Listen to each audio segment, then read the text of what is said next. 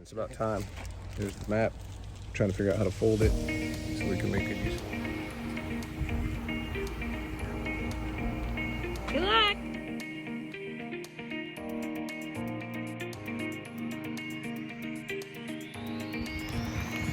I'm Susanna, taking the lead. Bushwhacking away along the creek. Trying to make it to checkpoint 7 elite. Could have done.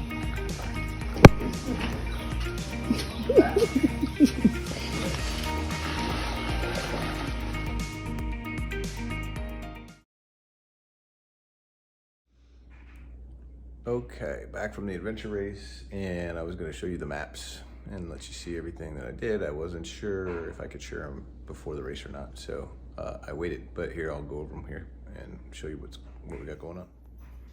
So these are the maps that they gave us. We were able to pick them up as early as 6 p.m. the night before the race. And then basically what you get is you get a sheet like this that has details about each of the checkpoints and whether they're checkpoints that have to be obtained by canoeing, by biking, or by trekking. You don't have to necessarily get them in order, but you have to get each one during the section that you're in using the modality that you're supposed to be on to get those checkpoints. And then there's a little hint or clue, such as you can see these biking ones are say creek, creek, creek. So each of those clues is down by the creek. When you get to that area, you have to navigate to that area, find the right portion of the creek, and then go down to the creek to look for the actual punch that corresponds to the clue. Over here, you've got northing and easting coordinates for plotting it out on a map. For this race, they were pre-plotted, so we didn't really have to do that. So that was kind of nice. And then they gave us a couple of maps here. The biggest map is this overview map, and it shows you can see where I drew out the route basically in blue for the most part, but it sends us all the way off. Warsaw, the town, is down here. This little pink area is the start and finish line. And what we had before I drew on it was just a whole bunch of checkpoints, such as up here where it just was a little circle with the number 20 and a circle with the number 19. They were all the same, but as part of our plan, we wanted to map them out in different colors so we would know whether we had to canoe or trek or bike to them. And you could pick any direction. We could have started from going here to this checkpoint this way. We could go backwards in a loop. We could go up and back and up and over. You can do anything you want. So that's part of the strategy, is to make a plan to get to all or as many checkpoints as possible within a certain time limit and get back to the finish line on time. If you return after the cutoff, you lose 1 checkpoint for every 5 minutes that you're late. So you do have to be cognizant of the timing for sure. So what we did was we started here with cycling. We went here to checkpoint 1, and I wrote the clues on the map so I could hopefully be more efficient. And then we cruised up here and we passed through this area. It wasn't, this is the single track section, and we weren't allowed to do the single track section until we came back through, having finished the other cycling. So we had to pass through this area all the way up here to checkpoint number 2. And then from checkpoint number 2, we had to come up this road all the way up here to checkpoint number 3, which is here. And then we kept going on up to checkpoint 4 and then cruised over this way to checkpoint 5, which actually didn't get colored in on the map. So that's what an original checkpoint looked like, was just a little circle. They all look the same. And then we came over here. We had an option at this point to go up here toward these elite checkpoints, but we opted not to do that. The elite checkpoints are, not required to complete the race. You can complete the race without getting any elite checkpoints, but for the teams that do complete the entire race and get all of the regular checkpoints, any of them that get extra elite checkpoints get extra credit, essentially, and that's how it can be a distinguishing factor for winning. Since we're not ultra competitive, we decided we would want to spend our time just trying to get as many regular checkpoints as possible.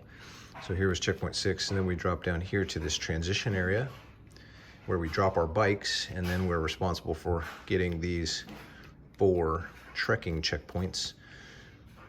there's no real easy way to circle them, so because the transition area is right in the middle, so we ended up dropping down here for 1, over here for 2, and then had to come all the way back up here for 3. And then this is where we got to do our first bushwhacking, just right across this forested flat valley. Had to ford 2 streams to get this. This is an elite checkpoint, but we went for that one just because it was trekking and we thought we could do it, and we thought we were making pretty good time. And then we had to come back here, and this bridge turned out to be out entirely, so we had to ford that river with our bikes in order to come this way and move towards checkpoint 11. But the other option would have been to forget the bridge and go back around, but we would have had to ridden our bikes all the way back around there. So this just seemed like the faster option, so we took it. And then on our bikes worked our way down to here, where we had an option again to go to another elite checkpoint, which we avoided, or to continue on. And so we ended up down here to checkpoint 12, came down to this area, number 13, spent about a half hour looking for this checkpoint, only to meet up with somebody who told us that we missed the announcement that this checkpoint had been canceled, so it wasn't there. So then we had to move on to this road and work our way back over to the map here, and work our way all the way back here to checkpoint 14. And then we rode up in here to transition area 3. In this area, we dropped our bikes again, and we decided to do these trekking checkpoints, these 5. We cut across these power line fields and up this ridge to get 15 more power line fields down to the base of the dam for 20. And then we bushwhacked up over this kind of hill to this ghost town where we found 19. And then we came just across the ridge line back to the power line trails to the transition area again, and we went for 17 and 18, and this is really where we fumbled. We fumbled here. We ended up having a really hard time finding 17, and then we lost our punch card. Miraculously, we found our punch card in the forest again, somehow, totally off trail. But by then we lost a bit of time. Then we found checkpoint 17 finally, and then we went for 18, and we got really turned around in here, and we had to basically decide to not get checkpoint 18, so that was the first checkpoint we had to pass up. But we did it, and we got back to our bikes, and we came here to do the single track section, 23, 24, 22, 21, like that, and then we shot back down the trail here, all the way back into town, dropped our bikes here, got on a canoe, got on the river, came around here, picked up checkpoint number 1, later learned, this is blocked here, but we later learned that a bunch of teams portaged right over that, which we didn't even think of doing. So there's just so many ways to improve and strategize. We could have gone for, there were other paddling checkpoints. Here was 26, here was 25, and then here was an elite paddling checkpoint. We opted out of all of those. You just need one for paddling and one for biking and one for running to qualify to be ranked as a team. And we were really close to being 12 hours in by this point, really tired. We'd gotten a lot of checkpoints, so we opted out of 26 and 25. So the 3 checkpoints we did not get as a team were 18, 26, and 25, plus the elites. We did get 1 elite, but it didn't count because we didn't get, they only count if you get all the regular ones. So then we just hooked it back in and we finished. And there was a navigation specialized section that we could have done as well, which was just totally optional, way to get extra points, but not required, and we didn't do that. And that was the race. Oh, here's part of why we got screwed up, because that this section here with the single track and trekking had a detailed map that they'd given us, and these are all the trails, the hiking trails are on the map.